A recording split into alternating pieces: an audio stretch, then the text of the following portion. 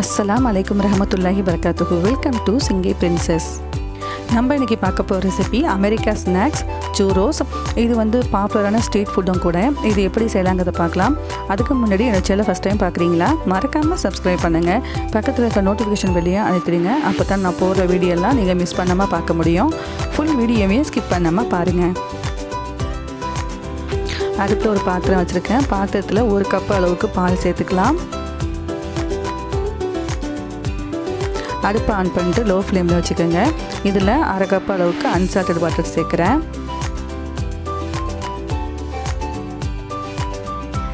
Butter சேர்த்த பிறகு butter வந்து நல்லா மெல்ட் ஆகணும்.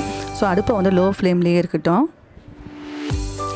அப்புறமா இதில் 2 ஸ்பூன் அளவுக்கு நான் ப்ரௌன் சுகர் சேர்த்துக்கிறேன்.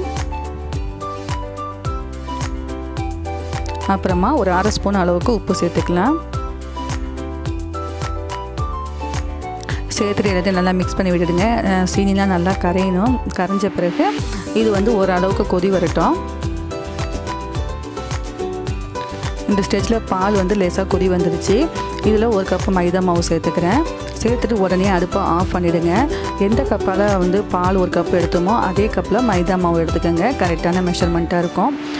இப்போ அடுப்பை ஃபுல்லாகவே நீங்கள் ஆஃப் பண்ணிடுங்க. நம்ம ஆன் பண்ணிட்டு மிக்ஸ் பண்ணாக்கா ரொம்ப கெட்டியாக போயிடும். அடுப்பை ஆஃப் பண்ணிட்டு கை விடாமல் மிக்ஸ் பண்ணிட்டு இருங்க. நல்லா கெட்டியாக திரண்டு வந்துடும். கட்டி இல்லாமல் நல்லா மிக்ஸ் பண்ணி விட்டுடலாம். இப்போ பார்த்தீங்கன்னா நல்லா கட்டி இல்லாமல் எல்லாத்தையுமே நல்லா மிக்ஸ் பண்ணி விட்டுட்டேன். இதை நான் ஒரு 5 நிமிஷம் நல்லா ஆற விட்டுக்கிறேன். இப்போ பார்த்தீங்கன்னா ஒரு 5 நிமிஷம் கழித்து இதில் நான் 3 முட்டை எடுத்திருக்கேன். ஒரு முட்டையை உடச்சி ஊற்றிக்கலாம்.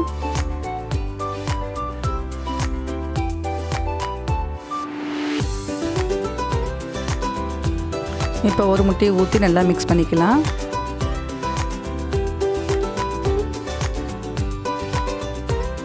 அடுத்ததாக 2வது முட்டையை ஊற்றி நம்ம மிக்ஸ் பண்ணிக்கலாம்.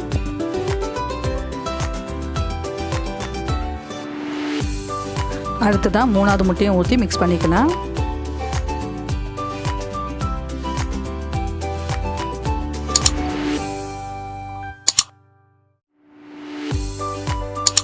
இப்போ பார்த்தீங்கன்னா 3 முட்டையை ஊற்றி நல்லா மிக்ஸ் பண்ணியாச்சு.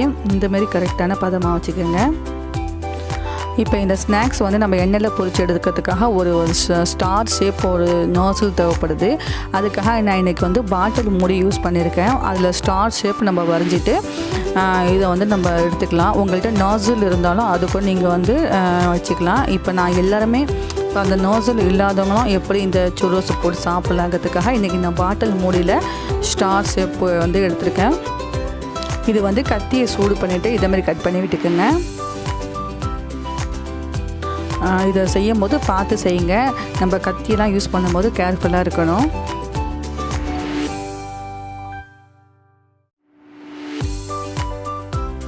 இப்போ பார்த்தீங்கன்னா ஸ்டார் ஷேப்புக்கு கட் பண்ணிட்டேன். இதே மாதிரி ஸ்டார் ஷேப்புக்கு கட் பண்ணி ரெடி பண்ணி வச்சுக்கலாம்.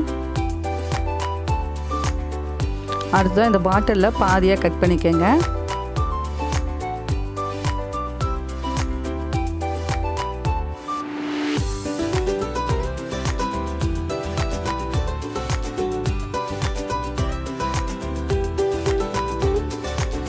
இப்போ இது பாட்டிலில் மூடி போட்டு முடிக்கலாம். இப்போ நாசில் ஸ்டார் நம்மளுக்கு ரெடி ஆகிடுச்சு. அடுத்ததாக ஒரு ஜிப்லாக் பேக் எடுத்துக்கலாம். அதில் கார்னரை கட் பண்ணிக்கோங்க. அப்புறமா நம்ம ரெடி பண்ணி வச்ச பாட்டில் உள்ள ஜிப்லாக் பேக்கை விட்டுக்கோங்க. இந்த கார்னரில் கட் பண்ணி வச்சோம் இல்லையா, அந்த சைடு உள்ளே விட்டுக்கிட்டு இதேமாதிரி நல்லா இழுத்து விட்டுக்கோங்க. இழுத்து விட்டுட்டு மூடி போட்டு நல்லா மூடிடுங்க.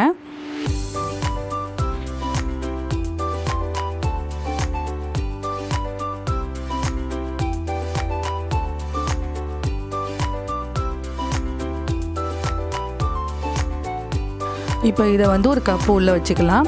அப்போ தான் நம்ம மாவுலாம் உள்ளே வைக்கும் போது கீழே விழுவாமல் இருக்கும்.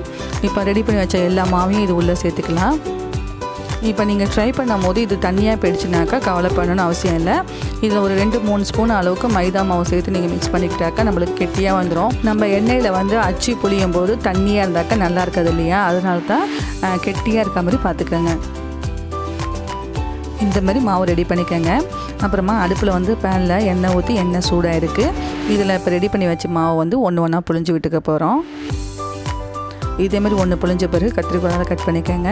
அடுப்பை லோ ஃப்ளேமில் வச்சுக்கோங்க. அப்போ தான் நம்மளுக்கு இது பொன்னிறமாக செவந்து வரும்.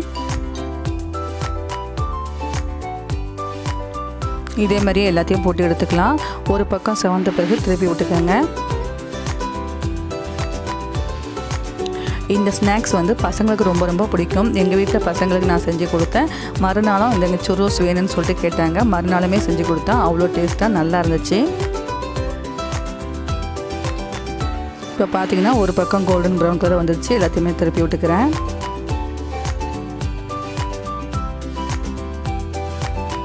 இப்போ 2 பக்கமும் நல்லா செவந்திருக்கு. இந்த ஸ்டேஜில் வந்து எடுத்துடலாம்.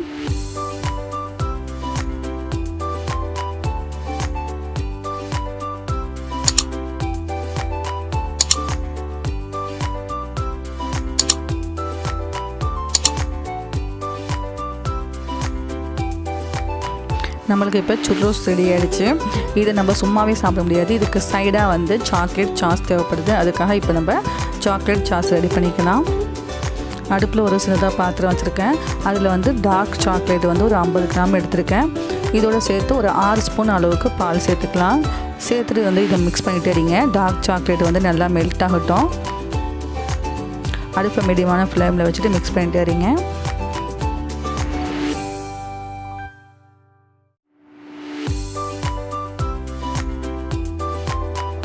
அவ்வளோதான், சாக்லேட் நல்லாவே மெல்ட் ஆகிடுச்சு. இதை வந்து ஒரு பவுலில் ஊற்றிக்கங்க. அவ்வளோதாங்க.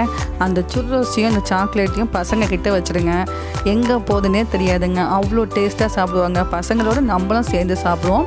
இந்த சுர்ரோஸ் வந்து அவ்வளோ டேஸ்ட்டாக இருக்கும். கண்டிப்பாக நீங்களும் ட்ரை பண்ணி பார்த்துட்டு உங்கள் ஃபீட்பேக்கை எனக்கு கமெண்ட்ஸில் சொல்லுங்கள். இந்த வீடியோ பிடிச்சிருந்தால் லைக் பண்ணுங்கள். உங்கள் ஃப்ரெண்டுக்கு கண்டிப்பாக ஷேர் பண்ணுங்கள். மறக்காமல் என்னுடைய சேனலை சப்ஸ்கிரைப் பண்ணுங்கள்.